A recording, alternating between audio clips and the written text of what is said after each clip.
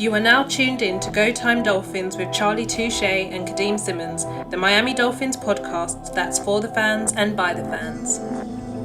Gotta make them lose their mind when it's your time. And it's show time. Going all out when it's go time. Go. I ain't wasting no time. Gotta make them lose their mind when it's show time. Cause it's your time. Lay it on the line when it's go time. Go. Don't waste no time.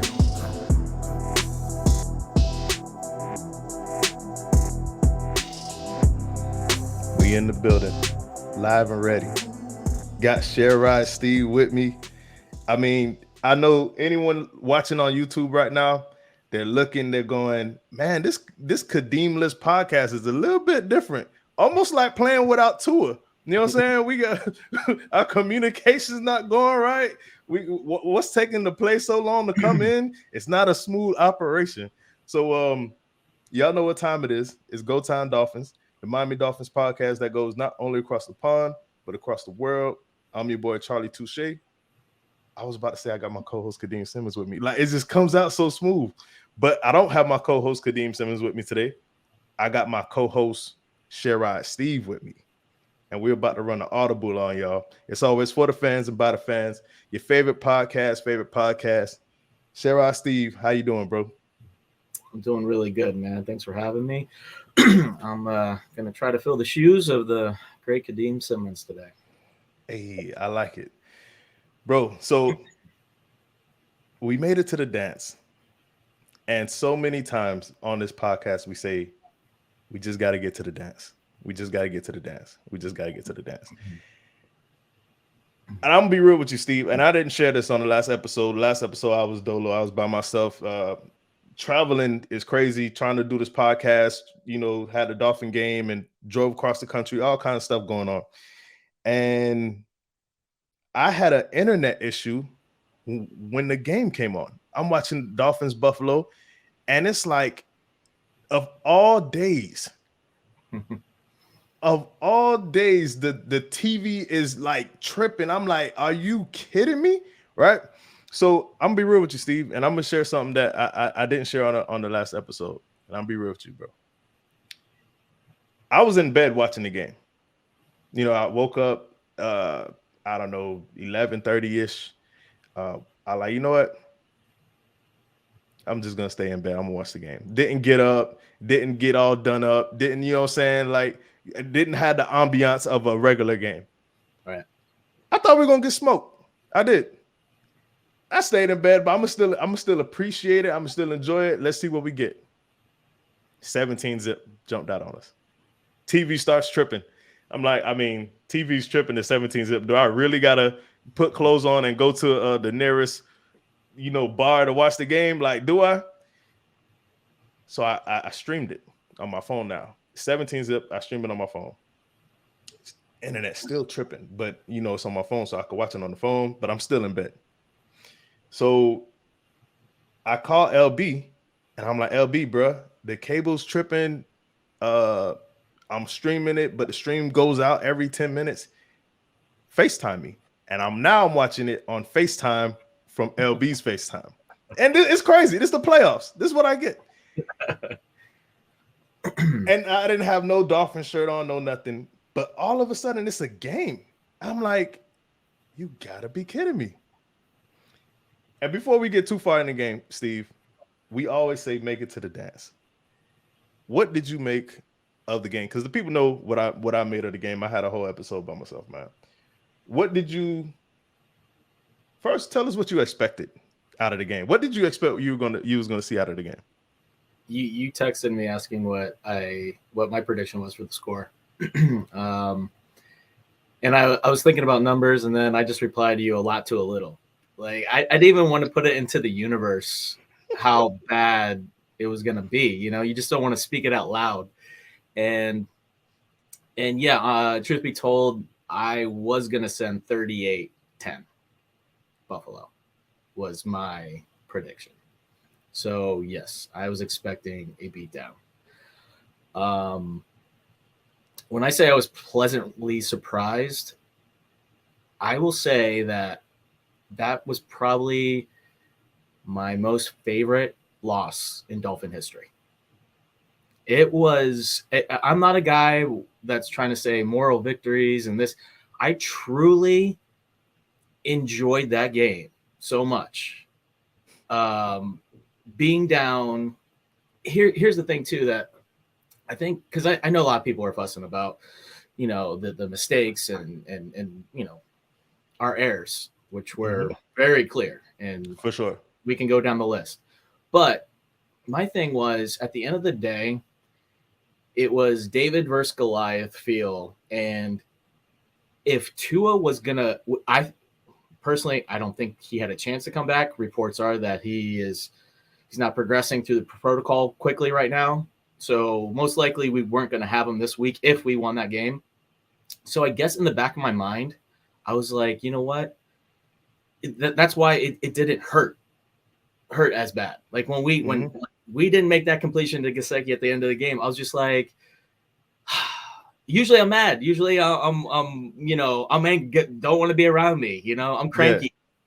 And I was just happy. I was appreciative of so proud of the effort and making it such a game that, I hate to say it like that, but I truly, I'm not mad about it. I'm really not.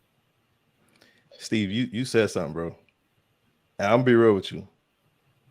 Yeah, I say this all the time. We no participation trophies. We're not happy to go home with a ribbon. You know what I'm saying? Like to say we participated. We're not happy to say, just like you said, moral victories.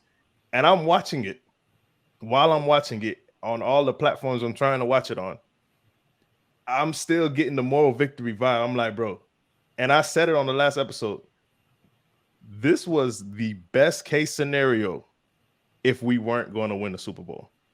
If the Dolphins were not going to win the Super Bowl this season, a loss like this is the type of loss you need for everyone in the locker room to be like, nah, we're close. Like, we know what it feels like. We're not going out like that again next year. No, everyone counted us out. You know what I'm saying? So now when you get spring and you get to training camp and mini camp and all the other good stuff, this is what they remember. This is the last thing they remember, how close they were.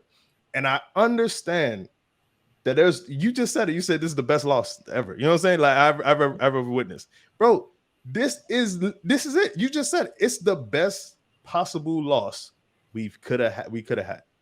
And to go David Goliath, I don't even know what else. What other comparisons you got? You got the tortoise and the hare. I don't even know, bro. Wile E. Coyote and Roadrunner. Listen, this was not supposed to happen.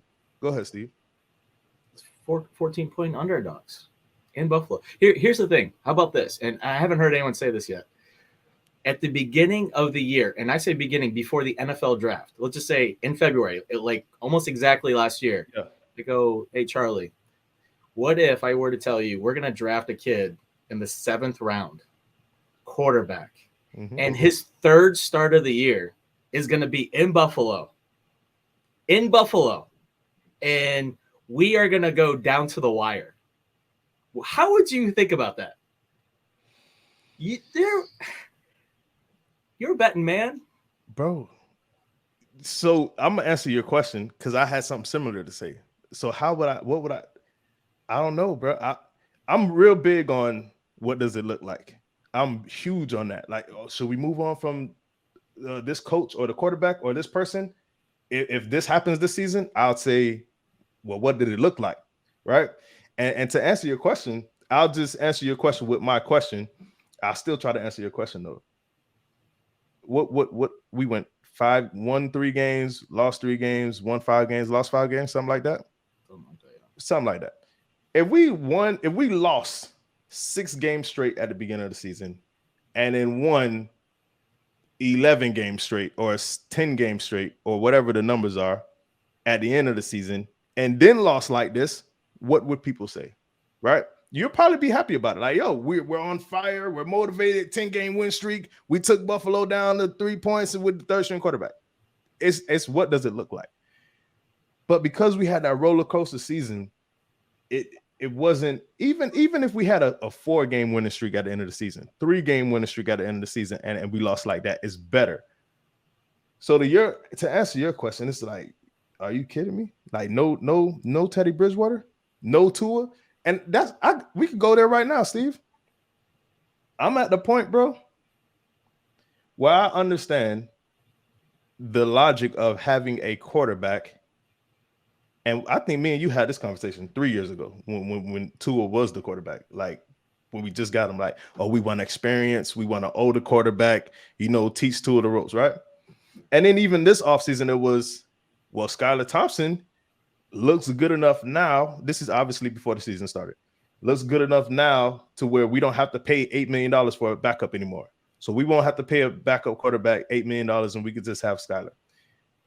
Without getting too much into the weeds of, well, Skylar doesn't look as good as we thought, right? Without all of that, just on the merit of Tua's durability or lack thereof, I'm at a point, Steve, where I look at Teddy Bridgewater, Teddy Two Gloves, my dog.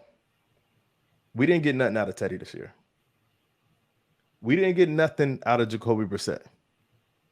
We didn't get anything out of Skylar Thompson. All right, I want to be fair to Skylar Thompson. All right, but need to be very fair with Skylar Thompson. He's a 7th-round pick. Shout out to Skylar Thompson. He held us down. Where I'm getting at, Steve, is, do we got to spend $10 million on a backup? Should we just live by the Tua, die by the Tua if we're already here? Should we just live by the gambler that Coach McDaniel is, die by the Coach McDaniel? You know what I'm saying? Like, yo, so Kadeem asked me, how do you feel about going for it on all these 4th downs? I'm like, Kadeem, I'm okay with it. Whatever coach says, I'm okay with it. He's proven himself to be, you know what? He took a chance and it paid off. He took a chance before and it didn't pay off. I'm okay with that. Obviously, what I'm not okay is the operation. You got to get in plays in, right? So what I'm saying, the question to you, Steve, is, do we spend another $8 million on who's out there? Andy Dalton, you know what I'm saying? Mitchell Trubisky to come in and back up Tua, and then next thing you know, we don't get nothing out of that guy either. Like, or should we just, you know what? Let's put this $8 million into an actual starting linebacker, and if Tua goes out, we haven't won games without him anyway. Yeah. So the question is who? Because I was very happy with both Bridgewater and previously Brissett. The signings, I was just like this. Yeah, like these guys are premier backups in the league for sure. And they turned out to be duds for us, both of them. They did not show up when we needed them. I mean, it was just Bridgewater for sure. I couldn't believe how disappointing he was. Mm-hmm. It almost like he just was disengaged, like he didn't care. Especially that first game in Buffalo or in Miami against Buffalo. He just went in the game like, oh. I disagree there, but continue. I don't know. He looked like a deer in the headlights when he walked in that game. But yeah, my question would be like, who is it going to be? I will say this. I think McDaniel has a very good system, and I think we are going to be able to get a quality backup at a discount because it's a good system, and more importantly, that quarterback thinks they're going to get playing time. And if they think they're a starter in the league, if they want to showcase their skills, they're going to go in saying, hey, I'm going to be able to get in 3, maybe half the season, 3 games to half season, if not more. So they might not be thrilled with that contract. It might be a 1 year, but I think there are going to be people, Jimmy G, for example, are going to be very interested. I don't know if he's going to be a backup or a starter, but I'm just saying there's going to be great interest. So that's what's going to depend on the contract. But I am not interested in overpaying a backup anymore. No. We have Skylar, to be honest with you. I mean, he's a backup quarterback. Is he a premier? No, but he's a rookie. Let the kid grow. Let him have another training camp, and we'll see where we're at. But he went toe-to-toe with Josh Allen in Buffalo. Let's face it. I'm getting chills. I get goosebumps just thinking about the game. And it's only going to get better. I don't know why he didn't run more. There was a lot of things. It was just like, if this kid had some confidence and we had some more maybe just designed runs, I mean, his potential, it wasn't even like he was playing out of his mind. It was more like Yep. Skylar, you're capable of doing this and doing that. And it was the running and then looking downfield. I think ultimately he's going to get comfortable and keep his head up longer instead of trying to play it safe, which I understand. The Jet game made sense. Don't screw up.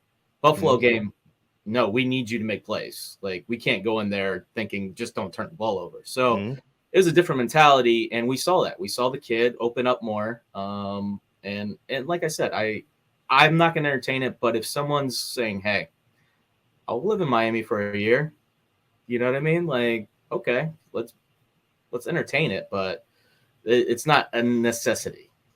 Bro, this could be a whole episode, entire episode. What quarterback should we get to back up Tua? Who is in the conversation? Garoppolo, Andy Dalton, Mitchell Trubisky. Like, just off the top of my Ryan Tannehill. That's off the top of my head.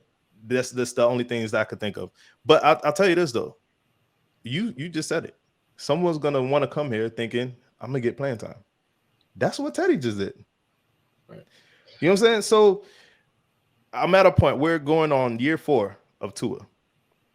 And that's the segue to the next conversation. As of today, Josh Boyer is still on the team. And as of the time of recording, Josh Boyer is the Miami Dolphins defensive coordinator. What do you think about the direction the Dolphins need to go? Should we keep Josh Boyer? Should we move on from Josh Boyer?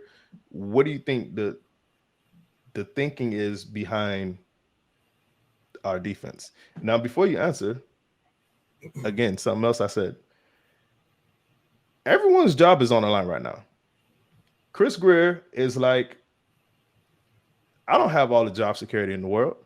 So whoever I allocate to be my defensive coordinator, he's there to protect my job, Chris Greer's job. So if I choose to bring in who knows, whatever type of offensive consultant that you want to help out Mike McDaniel get the plays in on time, I don't know how you do that. You just got to be better, Mike. You know what I'm saying? But whoever comes in or stays in is up to Chris Greer because everyone's job is on the line. With all that being said, you have to make a decision, Steve.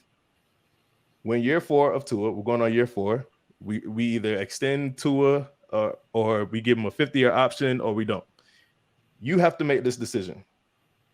Who is your defensive coordinator going into next year? And not who, but is Josh Boyer your defensive coordinator going into next season? It's like, what? Josh Boyer picked a hell of a time to have his best game by far. I mean, talking about leaving a good taste in your mouth. Jesus. Like, I can't believe, some of the plays that were happening. It was just like, where has this been? It was the defense didn't play like that all year. And even in the Jet game, we played well, but it wasn't, it was different in Buffalo. It was going through the throat, just doing what we could, scrappy. It was great. It was just enjoyable to watch. But with that being said, I've watched every minute of Dolphin football this year, and he, in my opinion, didn't do a terrible job. You can really debate the health of our players and what he had to work with, which was difficult, especially in this scheme. I mean, he had, like you said, special teams guys starting. And in this scheme, you need to have DBs first and foremost. You just have to. And he didn't have it. And Howard, I was happy he said it. He just said it a couple days ago or whenever. He said, I'll be better next year. I'm hoping I'm going to give him the benefit of the doubt that he was just injured. We know he was injured. To what extent, we're not sure. But his play this year was unacceptable. That there's no sugarcoating it. So, yeah, that's where you feel for Boyer. And I feel we're close. And I'm going to be optimistic and say, this isn't time to just – he's a nice guy. Let's just keep him in the building. Mm-hmm. There's no more friends. This is not about friends right now. I would move on from him. I think that there was too much talent, especially in the D-line. The D-line is so good. Like, these guys are all going to get paid. They're all going to get the bag. Every single one. And probably not with us, but somewhere else. For sure. I mean, they're Unfortunately. elite Christian. Well, I mean, we're talking first team all pro type production. It was fantastic. So, yeah, I gotta cut you off. Shout out to everyone who was like, "Where's Christian Wilkins?" when he was a rookie, and we went 5-11 or 5-12. You know what I'm saying? Hey, where's Christian Wilkins? Like, how come Christian Wilkins was the first round pick? What's he doing? Like, he didn't have a team to do nothing with. He didn't have support to do anything with. But shout out to Christian Wilkins for showing up and saying, "Hey, I need top dollar now." Go ahead, Steve. My bad. He got better every single year.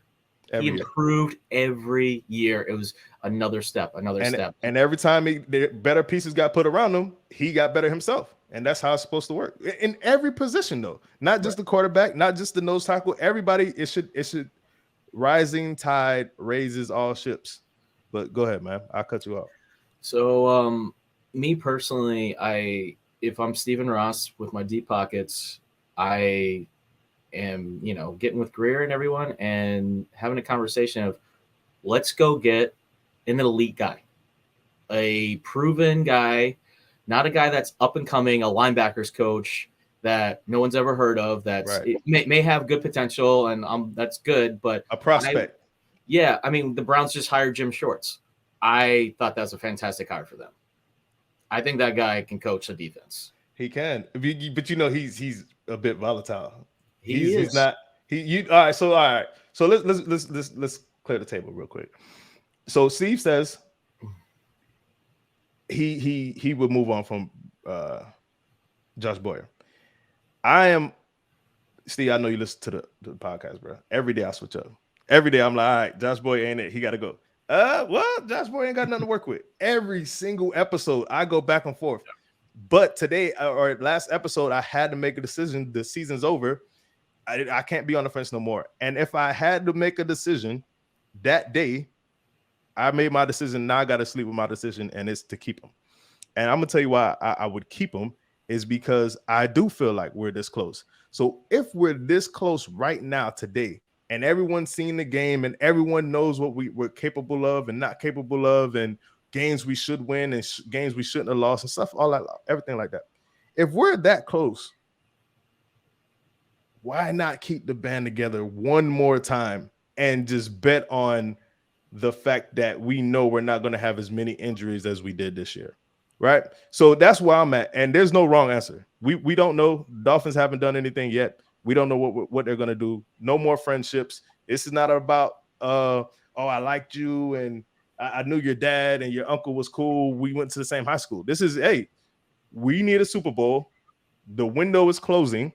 We have a year, literally, in Charlie Touche's eyes, you only have 2 years of this Super Bowl window. And then after the second year, you could probably get like this last gasp Hail Mary and go all in on that year.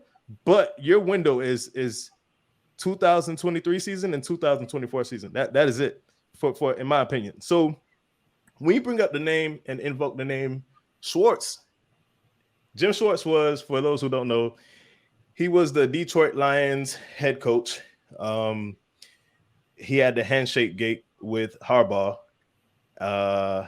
He was also the defensive coordinator for the Super Bowl champion Philadelphia Eagles, Philly. Yep. He was also the DC. I can't remember off the top of my head. I can't remember. I'm pretty sure we could pull it up. If Fact Check was here, he's on the beach somewhere laying in the sand with his fiance. You know what I'm saying? If Fact Check was here, he would bring up the Jim Schwartz teams. But go ahead. Schwartz Steve. came up. His first job was with Belichick and Cleveland. So he's a disciple. Okay. So he's a DC. He's a DC. He's not a general that you want to lead your franchise. He's not that. And he has a brash way of operating. Like, I don't know if his communication skills are where you need them to be. So yeah, even someone like Schwartz, as good as Schwartz, right? He's polished. He knows what he's doing. He's established. I understand that logic, Steve.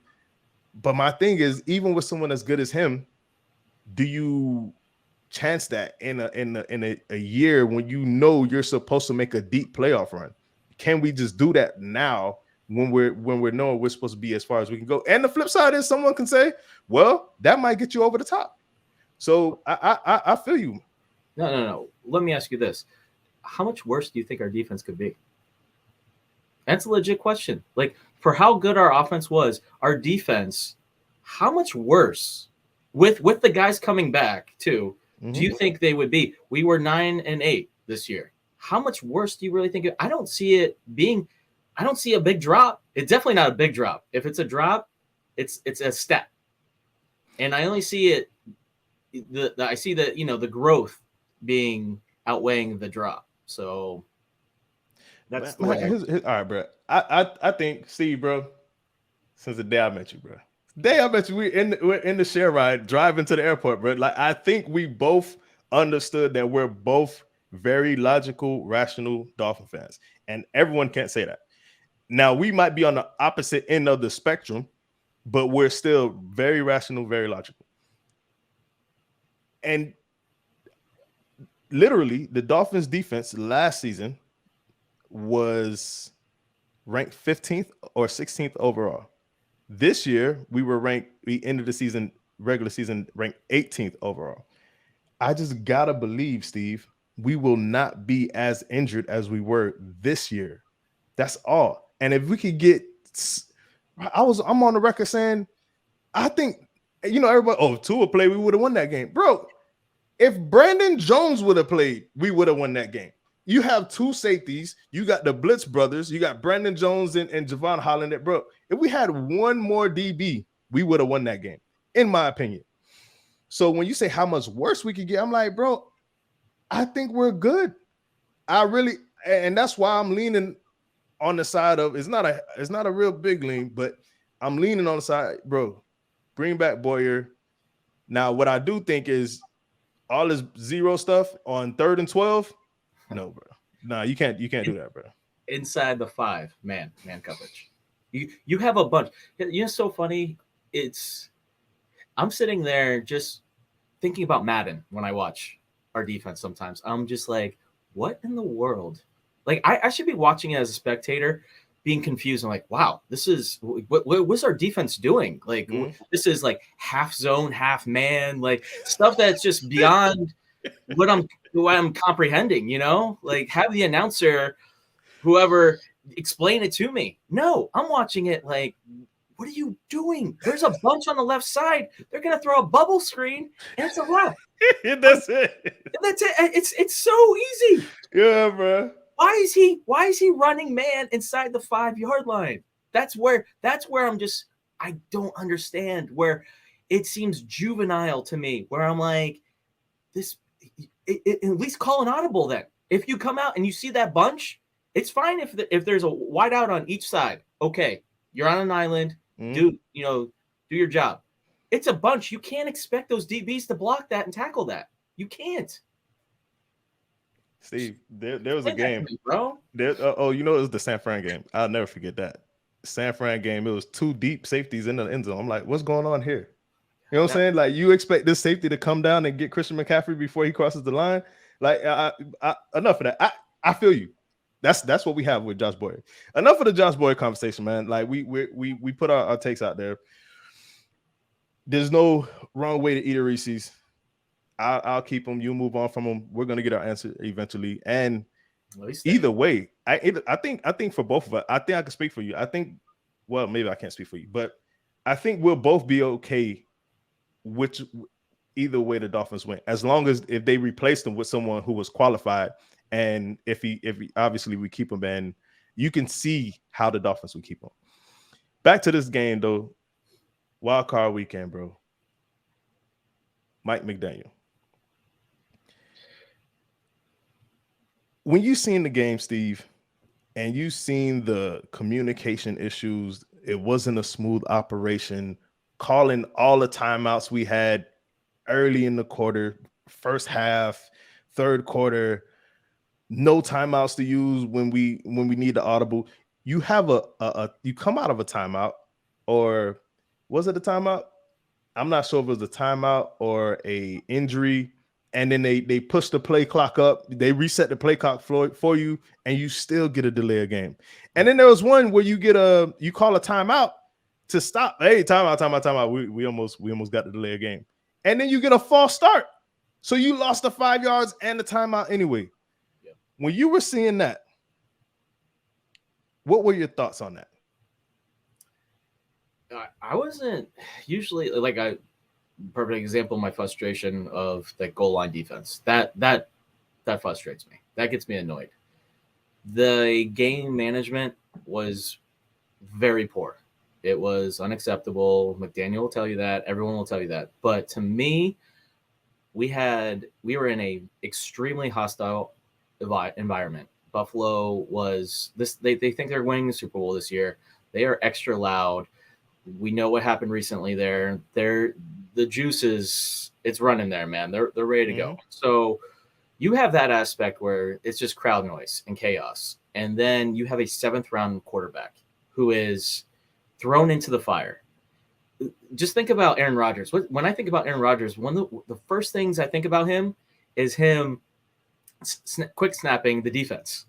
It's what he's like known for. He's so good at it. He watches that play clock as much as more than anyone I think ever, maybe Peyton Manning, something like that. And he's so good at it. And all I'm thinking is Skylar Thompson is just trying to keep his head above water. And McDaniel is trying to do extra too, right? Because he doesn't have a star quarterback back there. He has to make up a lot of his lack of experience, his confidence, everything. So I think McDaniel was exposed as a rookie caller. Yes, for sure.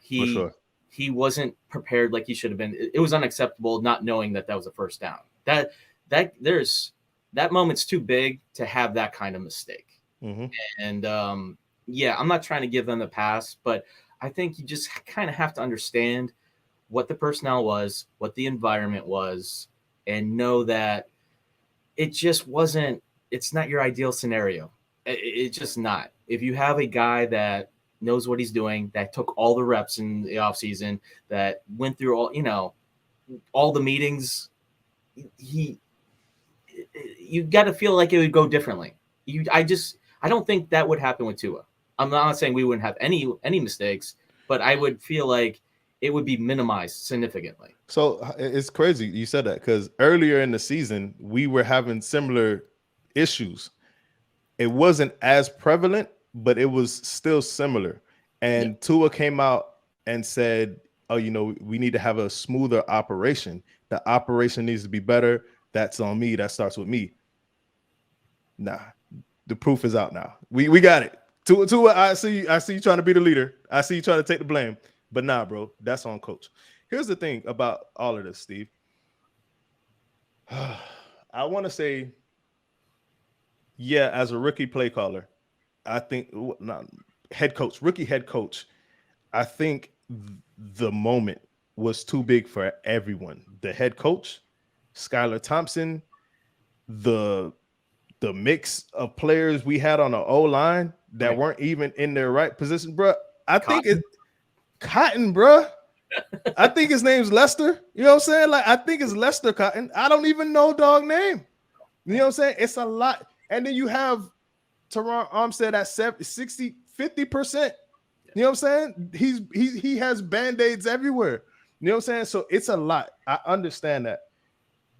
But when you have the one challenge that you got all season, and you're 1 for 7 on challenges or something like that, and you've had this issue with the plays coming in and clock management the entire season, and then you come down to your entire season being on the line, and this is how it goes out. This is how you go out on your sword, Coach McDaniel. Like it was the perfect scenario, honestly, because I felt like even when we were winning, we were still having this issue. And I'm like, I remember when I said, we watched Coach call his worst game ever. And I'm glad we got it out the way early. We lost that game. I'm glad we got it out the way early. And, it's not the playoffs. And I think I said it just like that. It's not the playoffs. So I'm glad we got out of the way early. And then he called another one right, like back-to-back weeks. And I think we lost that one too. So when I say all that, it's like now you get here, season's on the line. Oh, I didn't know it was fourth down.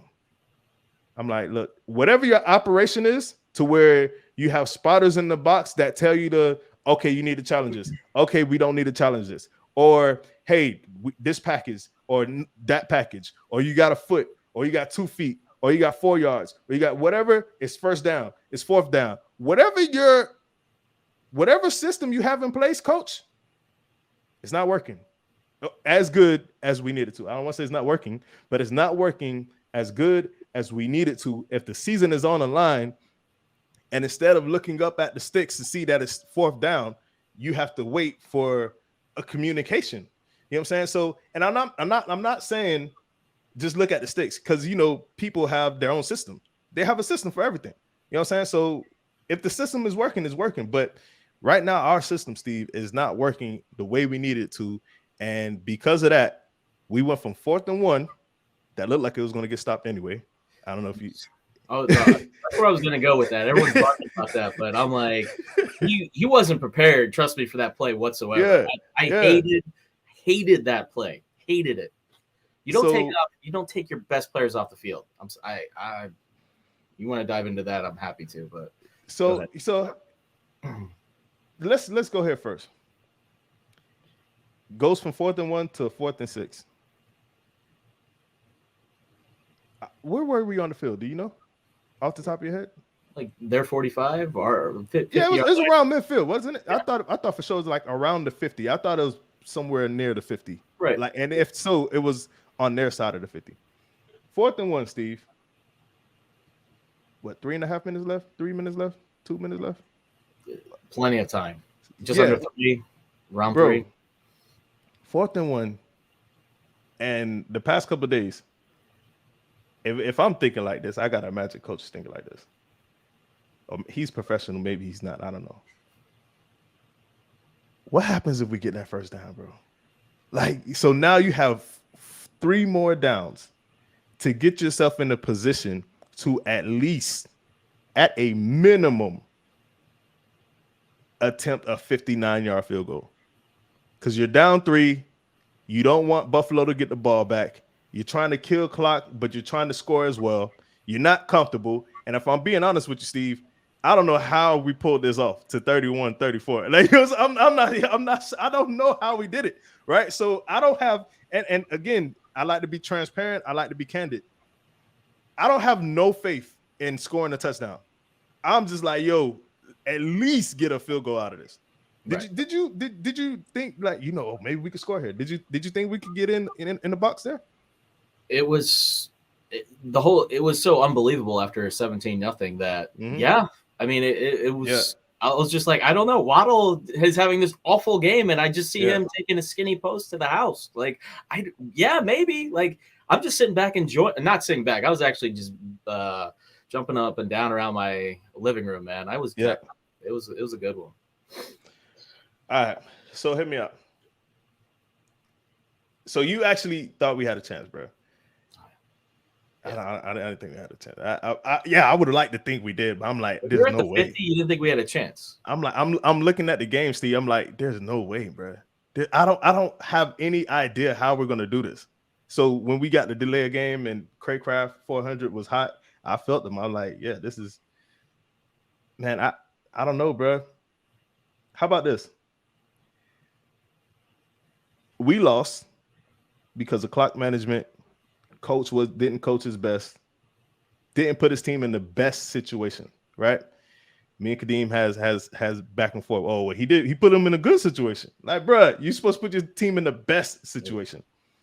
So didn't put his team in the best situation. We had penalties out the yin yang, drop passes, and my thing, Steve, the same way we lost. I felt like it's the same way we lost when we had Tua. I feel like it's always the same type of losses. Now, the quarterback gets all of the blame. Quarterback gets all of the credit. I feel like, Steve, if we lose like this all the time, why is it more acceptable, which I understand. Skylar Thompson is a 7th round pick. I understand that. But why do people notice more? Like, oh, nah, man, you drop passes, penalties, clock management, all this other stuff. But when it happens when Tua's in, it's like, nah, Tua, you got to be better. You know what I'm saying? Like, yo, this is the same type of stuff that riddled us through the season. Do you not see like the upside with Tua? Like, all right, maybe Tua isn't the problem. No. I don't really want to go there right now, but if you want to, it's fine. This loss was unlike any other loss. Our defense was a turn back the clock, whatever defense you like and thought was really good. They showed up. I mean, the sacks, the turnovers, touchdowns, just causing havoc, and it just felt so good just to see the talent actually making plays. That's the biggest thing. Like that's what we were just missing is like, Holland, you're so good. Why aren't you getting more picks, like more timely turnovers? It just felt like all season, like it was ready to happen. But I did say, you asked me on the podcast and my friends asked me, what's going on with this defense or blah, blah, blah. I'm like, I'm okay. Once playoffs come, I like our defensive line. It's going to get, tight. And Phillips, oh my God, man, doesn't he remind you of Jason Taylor? Like the guy, and I know he's a Hall of Famer, so trust me, I put Jason Taylor in highest regards, but his motor in regards, that guy runs down every play, sideline to sideline. I really want to re-sign Phillips, now Wilkins. Oh, we got time for Phillips though. We got plenty of time for Phillips. Well, yeah, but I'm just saying those three feel like a real core to me. Holland, Phillips, and Wilkins right now are just, man. Yeah, all of them need to come back. I ain't gonna lie to you. Holland for sure. We still got time. I mean, Phillips and Holland came in the same draft. So but no, this game was different though, man, because the defense kept us in it, and they didn't play anywhere near to this level all year, especially against a highly rated team like Buffalo. So where we go from here, Steve? Well, I mean, I would move on from Boyer only if I realistically thought we could get a superstar defense coordinator. I'm not looking just to promote within. Like I would want even like a Vic Fangio. Yeah, I think Vic Fangio is going wherever Sean Payton goes. I think they're coming as a package. I heard that too. Yeah. But I'm saying something along those lines where he's a made man as a defensive coordinator. If we're not doing that, it's just buttoning everything up. I mean, this team healthy, we could win the Super Bowl this year if we're 95% healthy. Now that's. I say 85% healthy. Give me 80%. I think we're less than 80% healthy right now, Steve. Bro, let's talk it out. No starting quarterback, no backup quarterback, no right tackle, no left guard, no right guard, banged up left tackle in Terron Armstead, no corner in Byron Jones, no safety in Brandon Jones, no Nick Needham, no backup corner in all the corners that other corners we brought in. You know what I'm saying? Like, that's a lot, bro. Like, and no excuses. I understand that. But that's a lot, bro. That's a lot. There's no team in the playoffs today is banged up as what the Dolphins were. As a matter of fact, no teams made the playoffs as banged up as the Dolphins were. So that's why you gave us Brandon Jones back. Just Brandon. I think we win that game. That's one player. Listen, like I said, I don't know if you really want to go there right now because I don't know if we have enough time, but it really comes down to Tua. You want to talk about Brandon Jones, you want to talk about Nick Needham or our left guard. That all adds up, no doubt. I mean, it's not good, but at the end of the day, there's one person that has to be there, and it's your starting quarterback. Like there's 100% has to be. He's the equivalent of 10 starters. In I agree, games, man. I agree, Steve. I never said nothing that was blasphemous, bro. Maybe top 3 quarterback. You know what I'm saying? Maybe that was blasphemous. You know what I'm saying? But no, we won't do it today. But I don't do blasphemy. You know what I'm saying?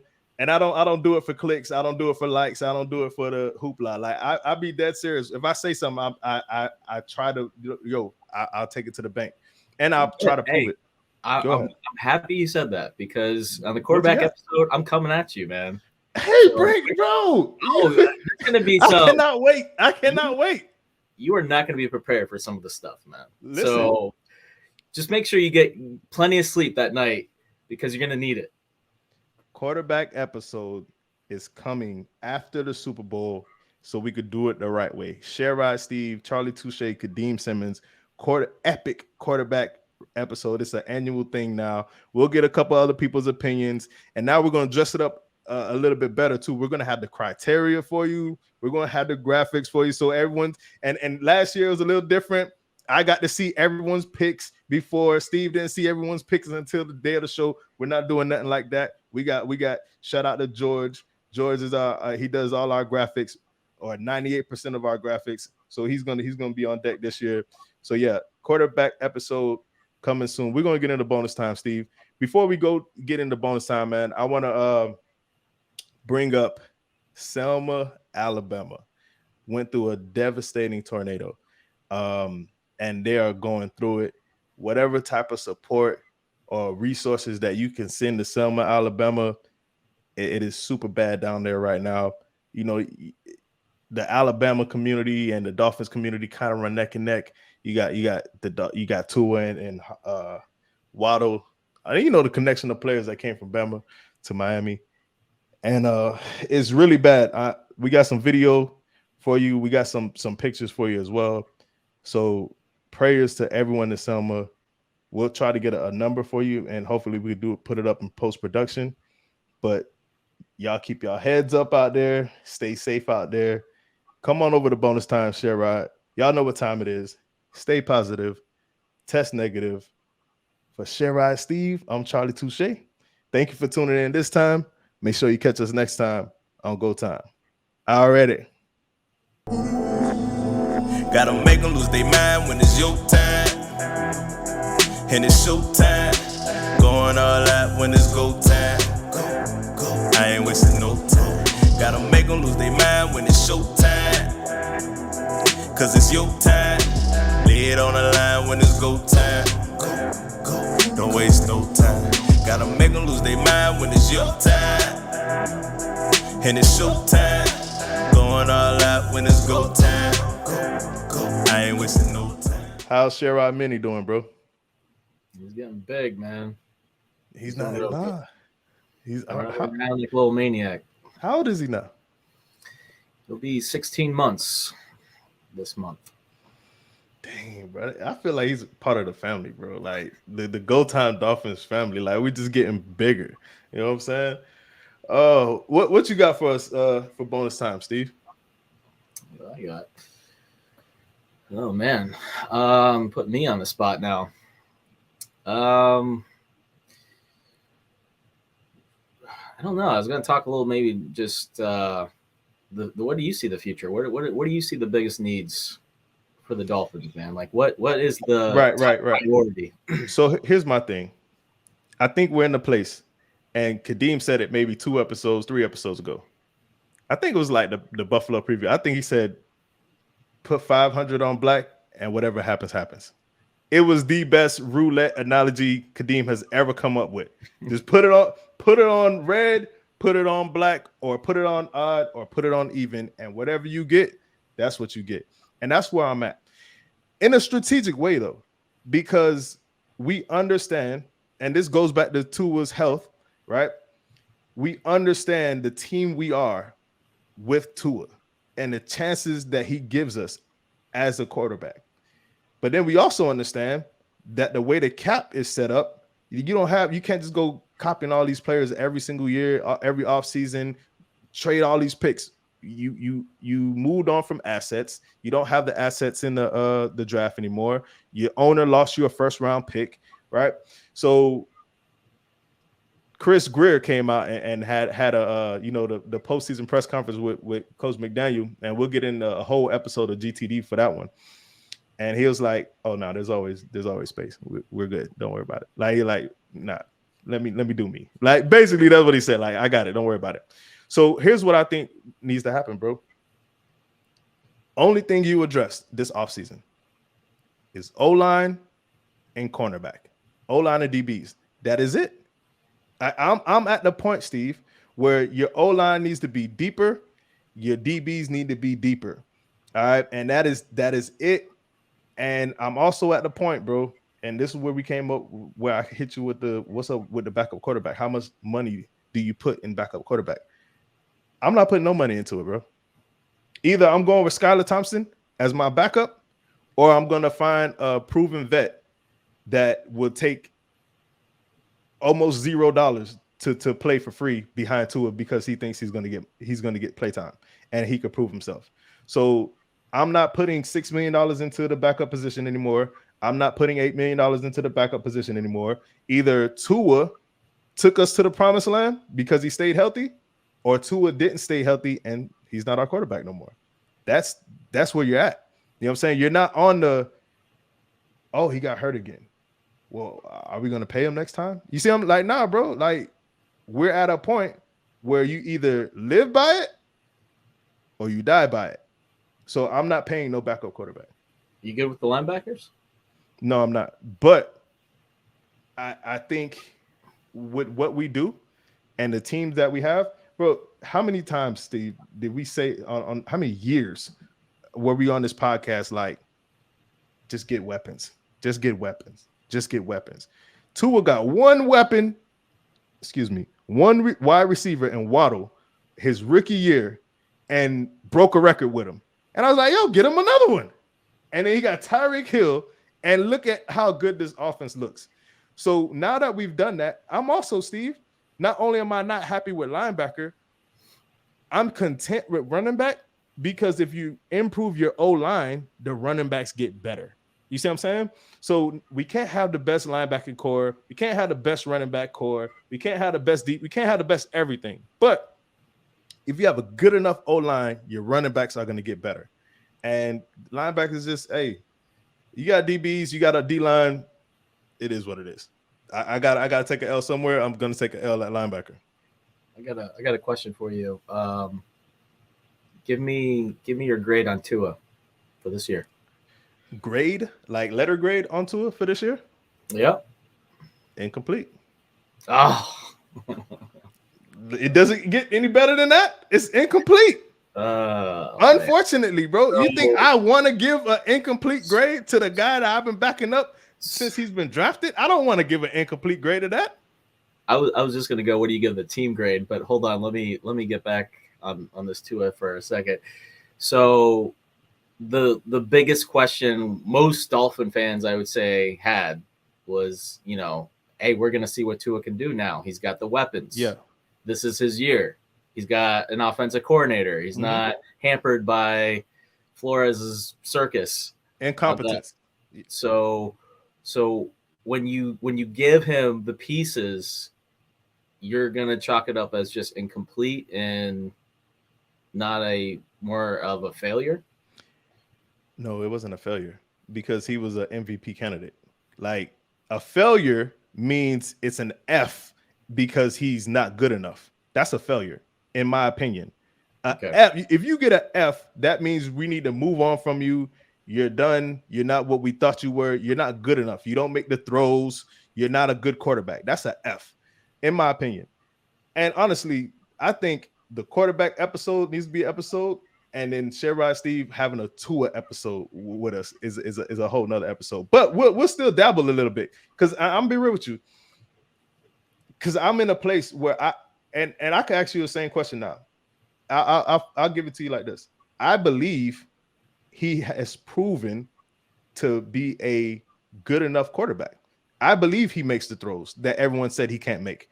I remember Steve, bro, don't make me pull up no old footage, bro, where Steve said, you think, maybe it wasn't footage, maybe it was a text. You think Tua could go back and forth like Herbert and Carr just did? You think he could go, whatever you said, back and forth in a game like that? Okay, And I said, yes. That sounds a little familiar. I said, yes, he can, Steve. give him a help around him so he can get like look at who you talking to or who are you talking about, right? Herbert had that for his whole career. You know what I'm saying? So yeah, bro.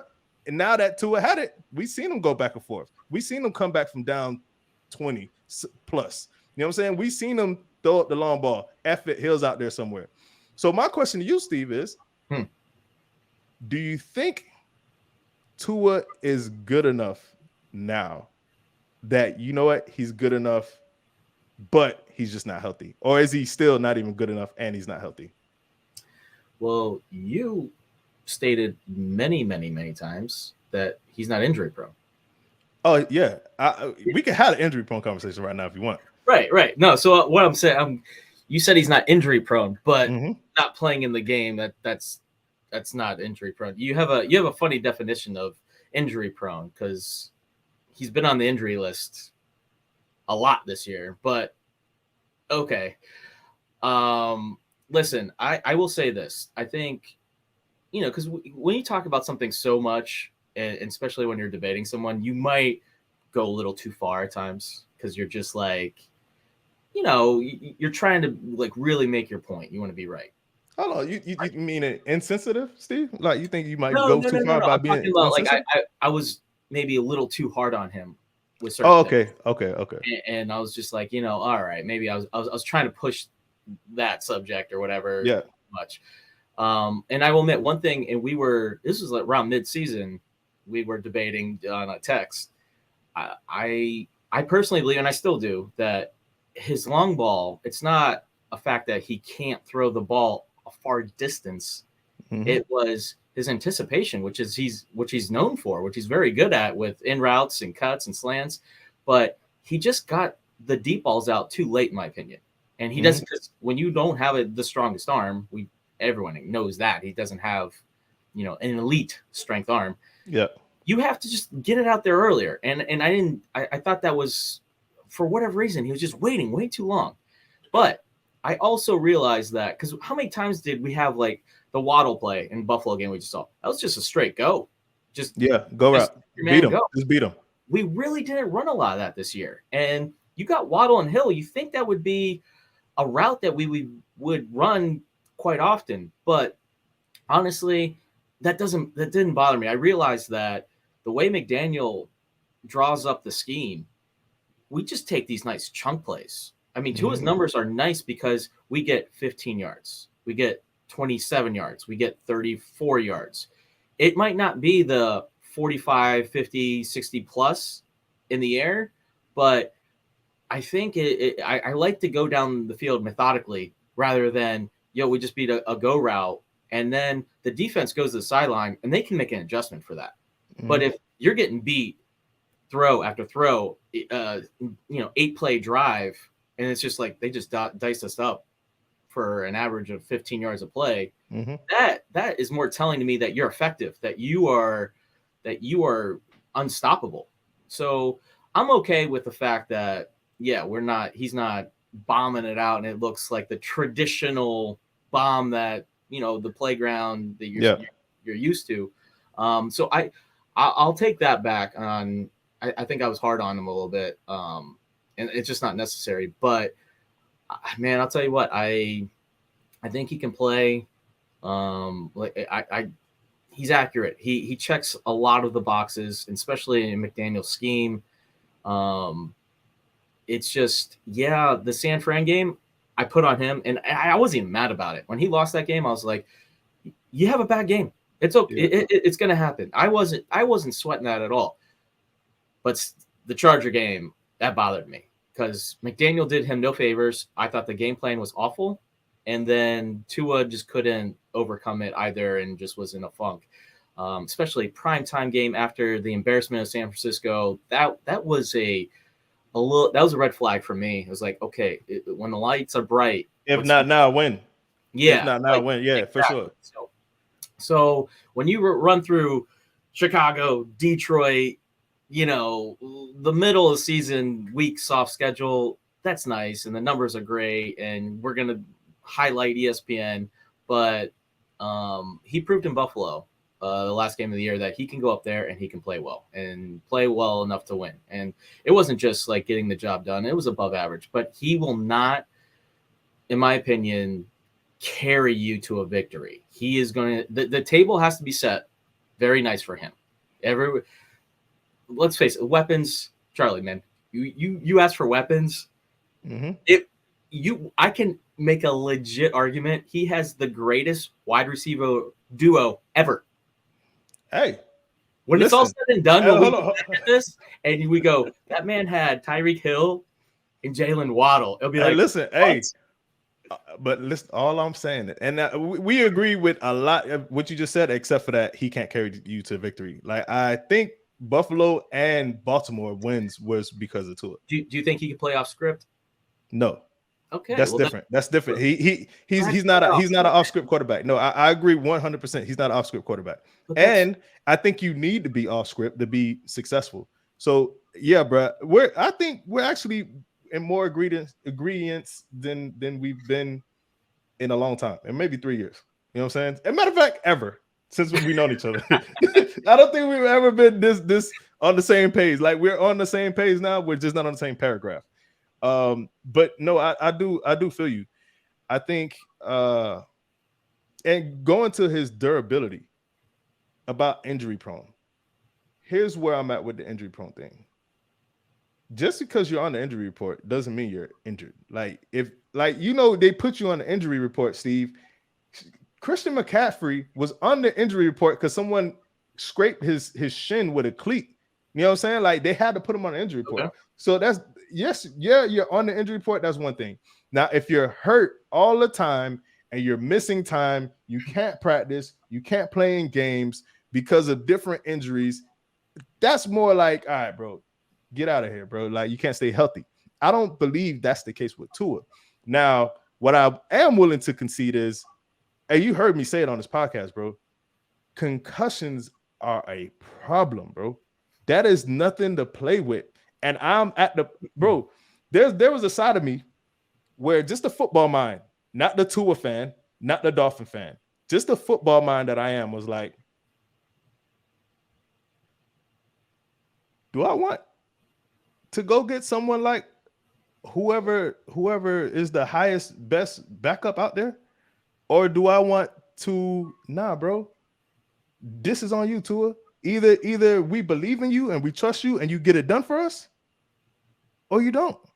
You know what I'm saying? Do I want to entertain a Derek Carr type player just in case Tua doesn't make it? You know what I'm saying? No, not at all. I want to put my franchise in the quarterback who I believe in. And if something like a concussion or concussion issues are his demise, that's unfortunate. But I do not believe, because we had no conversation, Steve, this whole season about any other type of injury for Tua. So for hold up. For the injury prone people, like, oh, I told you injury prone. All right, bro, this has nothing to do with injury prone. And the previous 2 seasons, we had no conversation about concussions. So that's where I'm like, come on now. Now, I will be real with you. I'm like, this kind of y'all got real lucky with this thing. Like, with the, like, you know, Tua's playing better than what I thought, but at least we could still get bailed out with him not being healthy. Because availability is the best ability. So yes. I give you that 100%.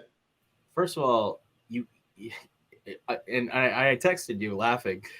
You started your backpedal already, which is backpedal. Oh, no. You started you said these concussions. Yeah, it's a problem. It's serious. It is. You know what concussion is? It's an injury of the brain. Oh my goodness. Of the brain. Your brain is injured. That's what it is it not? Hey, Steve, bro. I appreciate you waiting for bonus time for all of this foolishness, bro. You're acting right now, bro. The injury of the brain. That's an injury, bro. It just worked out so well for y'all to have the narrative that Tua isn't healthy. You know, he's injury prone. He's not injury prone, bro. He had a concussion at Alabama. That's a fact. For sure. Okay, so this isn't like out of the blue. Like, that's something you look on the medicals when you draft a player. Concussion history, history. Like, we knew this was potentially part of it. I wasn't worried that, oh, he's going to have concussions like he does now. But I will say this. This wasn't off the hook. I sent you a picture of my boy wearing the Tua jersey, man. There's first and foremost, I'm a Dolphins fan. And the funny part is this is a circle of trust, this podcast. When I come on this podcast, I feel like this is the safe zone, because I'll tell you what, out in the streets, anyone comes after Tua, I'm the first one to step up. I will defend him. You would laugh if you heard the conversations. I would, because I'm laughing at just the thought of it. So I can't imagine. Because you can't. I don't let people badmouth my Dolphins, especially when they're wrong. So he's a player that is easily defendable and is easily, you can easily attack. Mm-hmm. And that's just the truth. Like, we could, it's easy a position. If we want to swap positions, I'm sure we both can very easily switch chairs. It is. To be completely honest, yes, the guy can play. He can't play off script. I think playoff football is a lot of off script. That is concerning, but that's fine. I mean, we can still see that down the road. What's really concerning, the concussions, the way he gets them. Cincinnati was horrific. Yes, he got body slammed, but the other two, my gosh, man, like, you wonder how that even happened, especially Buffalo. Like, how does that? He's going to wear a special helmet. First of all, he just needs to rock that Dom BB, man. You ever see Spaceballs? Yeah. No, I don't remember Spaceballs. I remember it, but I can't remember like certain parts of it. Yeah, that was a long time ago. Rick Moranis plays the character. He has this massive helmet on. Yeah. And I don't care how big his helmet is. I don't care how stupid he looks. Get him the biggest egg helmet there is allowed. And yes, we're not getting anyone else. So I don't want people to be, oh, we need to go get Brady and this. That's not happening, man. Unless Tua decides to hang him up, which all indications show he's not. Like, we're going to have fun talking about it, but I know he's not going anywhere. Derek Carr's not coming. Mm-hmm. Aaron Rodgers is not coming. Like, all these hypotheticals that are fun to, think about. 12's not coming. It's just not happening. It's going to be all the talk in the world. Lamar Jackson, all the talk in the world. Yeah. It's not happening. And I'll give you this, though, Steve. No, for real. I'll be real with you. I told you. And the word now is durability now. That's the word that's getting thrown out there. And it's the perfect word, because it is perfect. Is he durable enough? You see what I'm saying? Now, had that been the question from day one, you would have never had any pushback from me. You know what I'm saying? No, you wouldn't, because I would have said, yes, he was durable. You know what I'm saying? Like, yes, he's durable enough. But now I have more information because there's more concussions. So now, I'm just, look, the same way you have more information, Steve. Hold on, Steve. Why can't you change your opinion because you have more information that he can actually ball, and I can't change my opinion that he needs to be more durable? Nope. Before the season started, before we got McDaniel and Hill, I said his ceiling was 10th overall in the league. I always said he could throw the football. Listen. It was the things I knocked on was durability and leadership. I will say that. I think he's soft spoken. He's just not that alpha. Remember we debated that? And he got a leadership award this year, but okay. It's fine. He's good enough leader, but he's just not my style. It's fine. Right. But durability, man, was always a thing. He hasn't played a full season since like high school. And that's a fact. No, I'm not saying. Hold on, I'm not saying durability wasn't the issue. I'm saying the conversation was he's injury prone. That was the conversation, and that's what I was defending. Right now, if durability was the crux of the conversation, like he isn't durable, I still would have said I disagree. But now, today, as we sit here today and record this podcast, yes, durability is an issue now because it has become an issue. That's all I'm saying. Welcome, bro. We could do this all day, bro. We could go all day, man. And I appreciate you coming in and subbing for Kadeem. I appreciate just rocking with you, bro. Like, we got to chop it up more, honestly. And it's crazy how we got here. and the Dolphins are eliminated from the playoffs, I think we both felt the same way. Like, yo, I'm proud of this team, bro. And then we both came on saying the exact same thing. This is the best loss we could have possibly had. This is the best loss we could have, bro. All the young players. How many people made it to the playoffs on this team? 1, 2? I don't even know. It's like not even more than 5 people have made it to the playoffs, if that.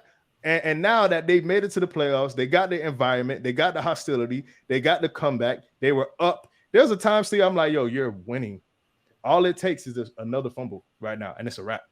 All it takes is a pick, and you know when the pressure's on, bro. It was more pressure on Buffalo than it was on the Dolphins. So the Dolphins go up, and I said it in the preview. If the Dolphins go up 10, these boys are gonna crumble.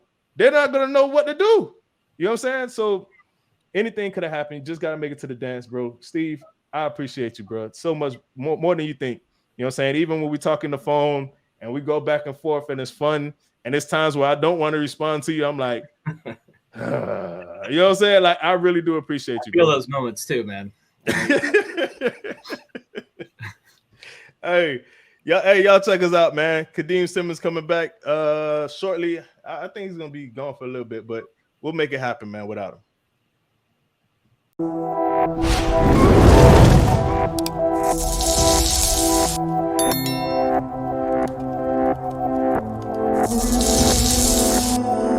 Oopsie.